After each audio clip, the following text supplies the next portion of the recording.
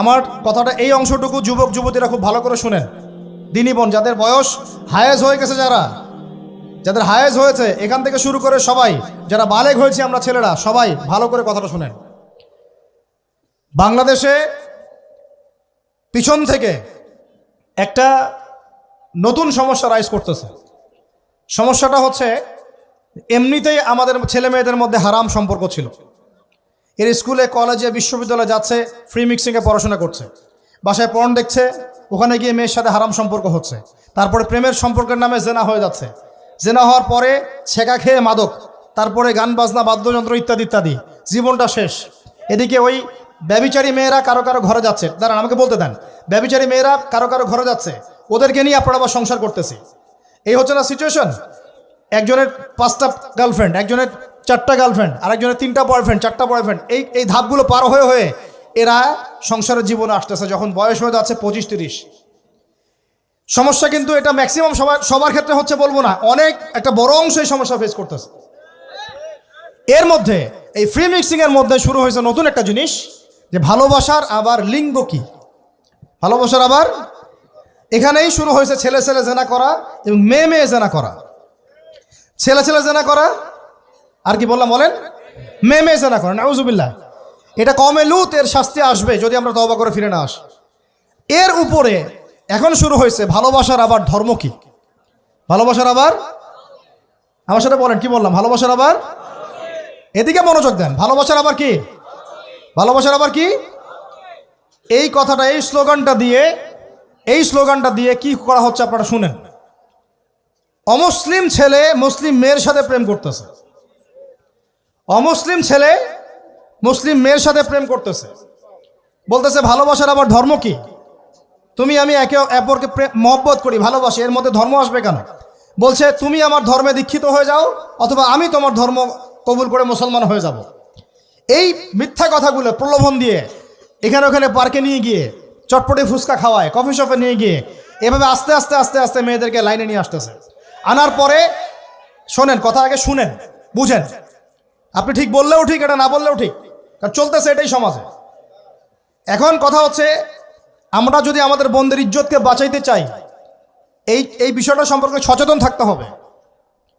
মেয়েদেরকে ফুসলিয়ে ফাসলিয়ে এভাবে প্রেমের জালে ফেলে শেষমেশ বেডে নিয়ে গিয়ে ধর্ষণ বা গণধর্ষণ করে মেয়ের ওই ওভারির মধ্যে ওদের বীর্যপাত করে দিয়ে ওই ছেলেটার কোনো খবর পাওয়া যায় না, লাপাত্তা হয়ে যায়। কোনো কোনো ক্ষেত্রে টাকার বিনিময়ে মেয়েদেরকে পাচার করারও অভিযোগ পাওয়া গেছে। এবং এই কাজটার নাম তারা সংঘবদ্ধভাবে দিয়েছে, এর নাম নাকি লাভ জিহাদ, বলে নাউজুবিল্লাহ। এবং বীর দর্পে ফেসবুকে পোস্ট দিচ্ছে, আজকে অমুক মেয়ের এটা করলাম, আজকে তমুক মেয়ের এটা করলাম। ভিতর থেকে একটা চক্র কাজ করতেছে এবং এই চক্রের কেউই মুসলিম না, এই চক্রের কেউই কিন্তু মুসলিম না।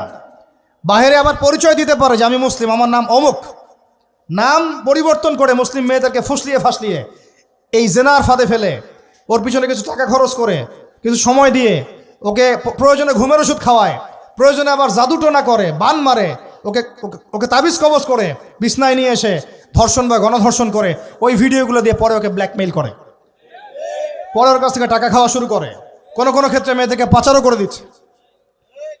আমাদের মেয়েদেরকে বলতেছি, কোনো অবস্থাতেই কোনো মুসলমান ছেলের সাথেও কোনো অবৈধ সম্পর্কে যাবেন না। আর অমুসলিম হলে তো কোনো কথাই নাই। অমুসলিমের সাথে আপনার কিসের প্রেমের সম্পর্ক? একটা চট দিয়ে দাঁত ফেলে দেওয়া দরকার মেয়ের। অমুসলিম ছেলের সাথে তোমার কিসের প্রেমের সম্পর্ক? পরে যখন এই ছেলেগুলো তোমাকে নিয়ে রেপ করে রাখবে তখন তোমার আক্কেল হবে, তখন তোমাদের হুঁশ ফিরবে। তখন এসে আমাদের কাছে মেসেজ করতেছে, আমার এই সমস্যা হয়েছে, আমাকে এখন আমি কি করব বলেন। আমাদের ওয়াইফদের কাছে মেসেজ করে, এরকম এরকম হয়েছে আমার সাথে, আমরা কি করব বলেন। তো তোমাকে কে যাইতে বলছো এই ছেলের কাছে? তুমি তোমার ইজ্জত ওখানে, তুমি তোমার পায়জামা কিভাবে খুললা সেখানে, আর কিভাবে বলবো বলেন। তুমি একজন মুসলিম ঘরের মেয়ে, তোমার ইজ্জতের দাম নাই, তোমার সম্মানের দাম নাই, তোমার ইজ্জত আবরুর দাম নাই। তুমি কেমন করে নগ্ন হয়ে বাইরে ঘুরতে পারো? তুমি কেমন করে একটা অমুসলিম ছেলের সাথে প্রেমের সম্পর্ক করতে পারো? কিভাবে তুমি একটা অমুসলিম ছেলের সাথে বেড়ে যেতে পারো? তার সামনে তোমার পায়জামা কেমন করে খুলতে পারো তুমি? আমার ল্যাঙ্গুয়েজ আপনি রাগ করেন না, আমি খুবই ফেড আপ এদের উপরে।